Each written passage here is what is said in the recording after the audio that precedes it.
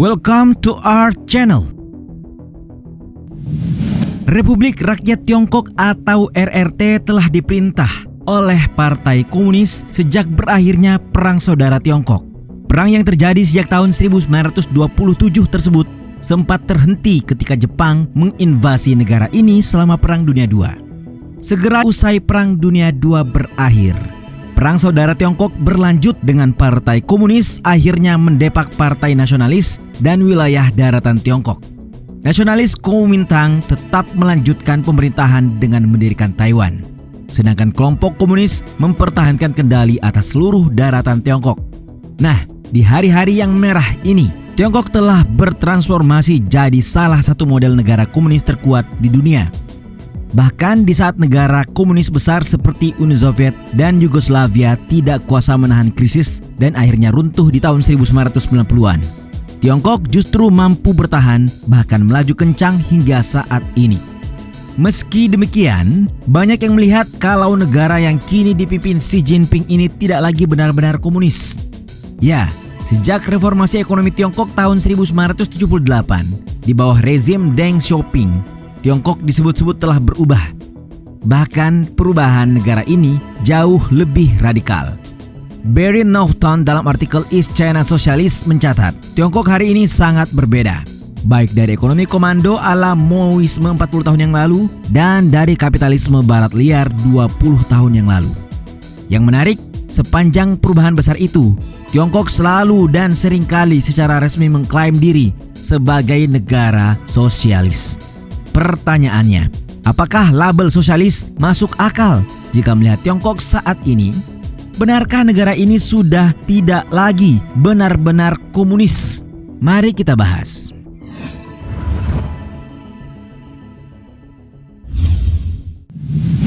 Sebelum membahas jauh mengenai status Tiongkok hari ini, mungkin kita perlu melihat terlebih dahulu bagaimana karakteristik suatu negara bisa dikatakan sebagai negara sosialis atau komunis. Kita tahu sosialisme dan komunisme berkaitan erat. Peter Newell dalam buku From Primitive to Libertarian menjelaskan, keduanya merupakan ideologi yang berdasarkan pada kepemilikan sarana produksi atau properti. Keduanya menganjurkan bahwa lembaga yang ada dalam sebuah negara harus berpusat. Namun, keduanya tetap punya perbedaan.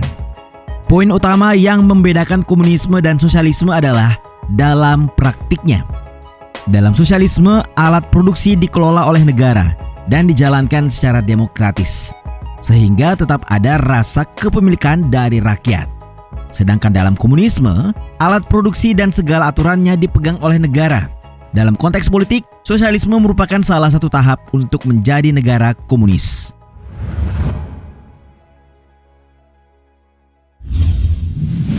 Dari penjelasan sebelumnya, kita tentu bisa melihat bagaimana Tiongkok menjalankan roda-roda produksinya. Xiao Qinding dalam tulisannya The Socialist Market Economy, China and the World menyebut Tiongkok sebagai negara sosialis. Hal itu terlihat dari ekonomi pasar sosialis yang didominasi oleh kepemilikan publik dan badan usaha milik negara dan menjadi model pembangunan ekonominya. Ya, Tiongkok memiliki model ekonomi yang berbeda dari kebanyakan negara di dunia. Dalam tulisan yang dipublikasikan World Population Review, Tiongkok dianggap sebagai ekonomi sosialis karena pemerintah masih memiliki kendali yang sangat besar atas perusahaan mereka. Memang terdapat perusahaan swasta yang beroperasi dan tidak dimiliki oleh negara.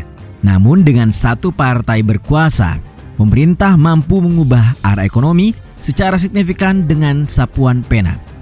Oleh karena itu, banyak perusahaan yang tidak yakin dengan apa yang akan terjadi di masa depan karena mereka berada di bawah kekuasaan pemerintah. Karena pandangan ini, kebanyakan orang menganggap Tiongkok sebagai ekonomi sosialis, bukannya kapitalis.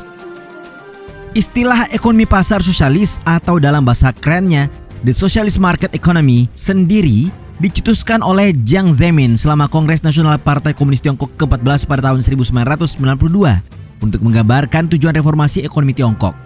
Berakar dari reformasi Deng Xiaoping tahun 1978 yang mengintegrasikan Tiongkok ke dalam ekonomi pasar global.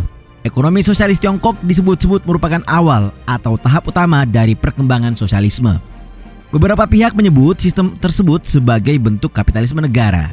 Sementara lainnya menggambarkan sebagai evolusi dari Marxisme yang sejalan dengan Marxisme-Leninisme yang mirip dengan kebijakan ekonomi baru Uni Soviet.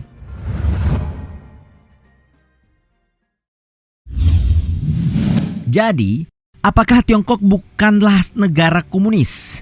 Baiklah, mengacu pada fakta di lapangan atau data-data yang tersebar luas dan teori yang sebelumnya diuraikan, Tiongkok memperlihatkan kecenderungan sebagai negara sosialis.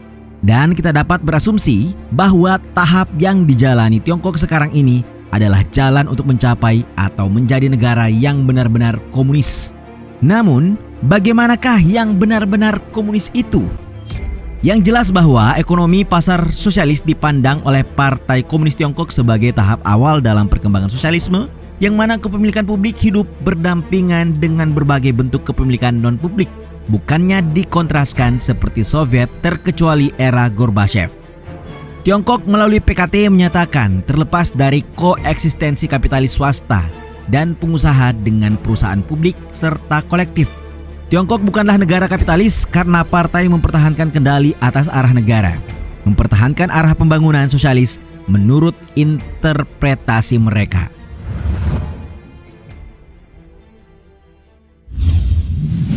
Pada gilirannya, model ekonomi Tiongkok ini membedakannya dari sosialisme pasar, karena pasar percaya bahwa perencanaan ekonomi tidak dapat dicapai, tidak diinginkan atau tidak efektif, dan dengan demikian memandang pasar sebagai bagian integral dari sosialisme.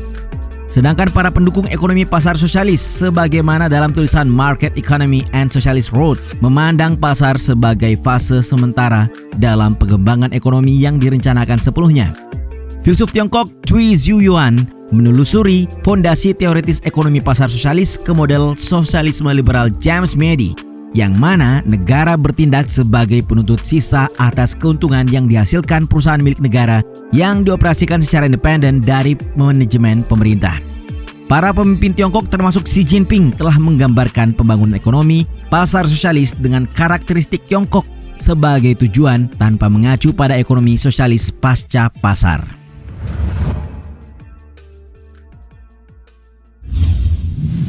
Pada akhirnya banyak pengamat dan scholars mengilustrasikan sistem ekonomi Tiongkok sebagai bentuk kapitalisme negara.